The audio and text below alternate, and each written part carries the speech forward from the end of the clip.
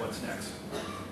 What's next is a technology that I've been dreaming about for more than a decade, and it's almost here. This new technology, when paired with the next generation of ultra-efficient vehicle platforms and mobile technology, has the potential to radically disrupt transportation as we know it and move us rapidly in the direction of a sustainable transportation system.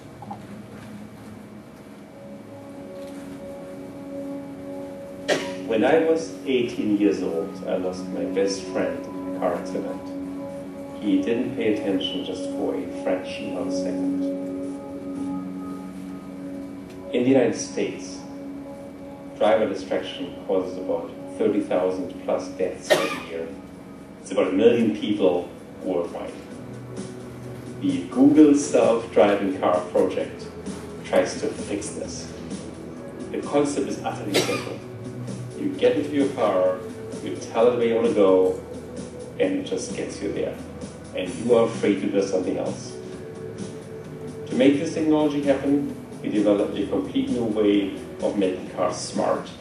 We equipped them with lasers and cameras and radars to fully understand the situation around them and make careful calculations what to do next so as to drive just like a human driver. The car is smart enough to blend in just like a human being, and it's been accident-free. I can't bring my friend Harold back to life with this technology, but I believe he has the potential to make a technology that's more impactful than anything else in the past 50 years of transportation.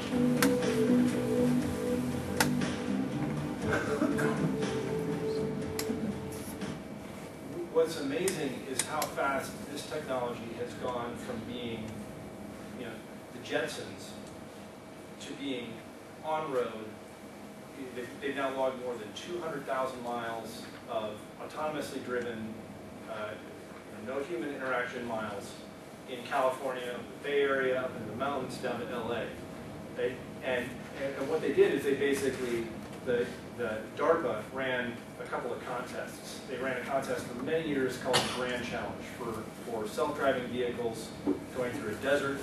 Finally, in 2005, a team from Stanford won that competition. And then in 2006, they started a new challenge called the Urban Challenge, where the vehicle would not go through an uninhabited environment, but would go through an actual urban environment, would have to follow the traffic laws and everything like that. The team from Carnegie Mellon won that competition shortly thereafter. Google then said, we're just going to hire both those teams, and we're going to put that technology, we're going to figure out a way to commercialize the technology. So it's gone from being sort of science fiction to being almost ready for prime time in less than 10 years. So imagine a fleet of self-driving, ultra-efficient electric vehicles available at the touch of a button on your phone. You can be too young, you can be too old, you can be too drunk to drive, doesn't matter. Just push a button, vehicle pulls up, takes you where you want to go. No new infrastructure is required. It pairs perfectly with the system that we already have on the road today, which means that it can be done incrementally. And once you actually get a sizable number of these vehicles on the road, really cool stuff starts to happen. The autonomous vehicles communicate with each other, which means that when you have several of them, they can flock together on the road. They can accelerate and brake together. So instead of getting this kind of accordion effect that you get on the freeway, or through a traffic light or whatever, you get a radically more efficient vehicle experience down the road and much better utilization of our existing asphalt assets. When you get dropped off at the store, somebody walked out of the store, jumps into the vehicle that you just left. So as I close this presentation, I'll leave you with some cowboy math.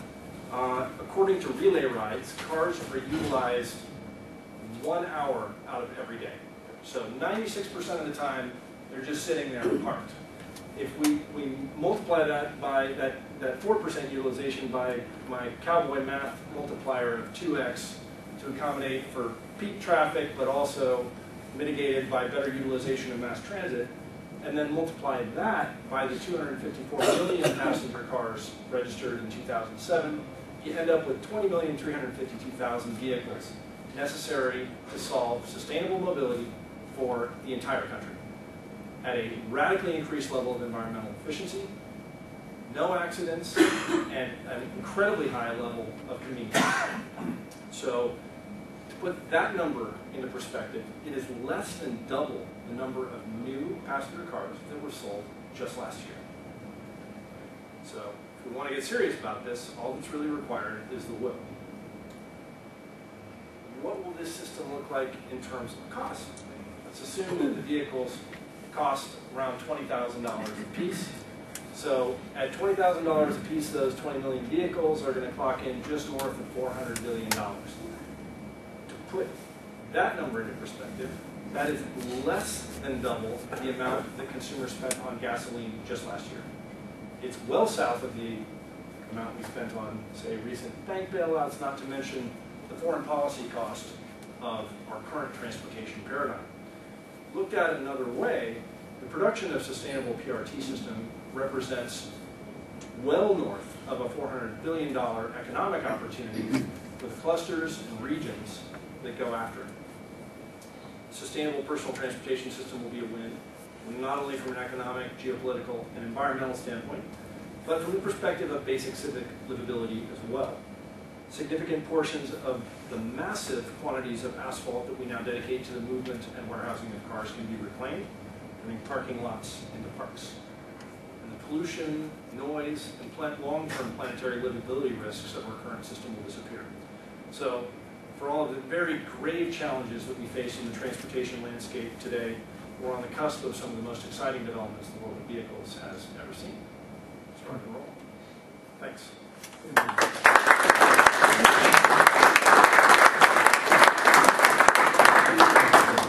Happy to take any questions, and then we've got a panel discussion as well. Based on this idea of all of these transportation methods going together that you just discussed, what would be the minimum population size required in your calculations to make a market, to make it work? I mean, do you need 50,000 people? Do you need to have all of them work together in a way? Well, I think actually that the best places to pilot it are going to be in smaller population centers. Like what?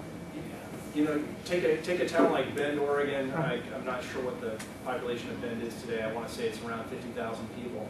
But it's a town that is too small to be able to afford a viable mass transit system. So there's a particular pain point in terms of moving people around, both on the consumer level and on the governmental level. Because in order to get elderly and disabled folks from place to place, there's really a very high cost for the ride shares that are involved there and so on. So I would see sort of more of the kind of small town, vacation town places as actually ideal places to pilot a system like this. The numbers that I have heard estimated are between one vehicle for every 7 and one vehicle for every say one vehicle for every 15 people living in a particular area. So it should scale, and that's going to be partly dependent on geography, partly how dense are the areas, and so on. But you can imagine, even as you're bringing a system like this online, you would have, much like we're starting to see congestion pricing on roadways, you could have peak utilization premiums in terms of getting a ride in the vehicle. But overall, if you just map out the utilization of the asset and the energy cost to move you down the road and the depreciation and so on, it should be radically less than the cost of owning a car right now. Have you seen any clever technologies focused on addressing commercial transit needs, particularly at the medium-duty and heavy-duty vehicle class? So, because this is good, but this addresses one portion of the need. Well, there are certainly companies that are working on commercial electric vehicles, so Smith Electric Vehicles and a whole host of others. I think that you could take this autonomous vehicle idea and as easily apply it to the movement of goods as the movement of people. So it would be something that you take the self-driving car. It not only is sort of radically more efficient, but it also makes for better utilization of mass transit, right? It's sort of the last mile solution for mass transit. in the same way that it's the last mile solution for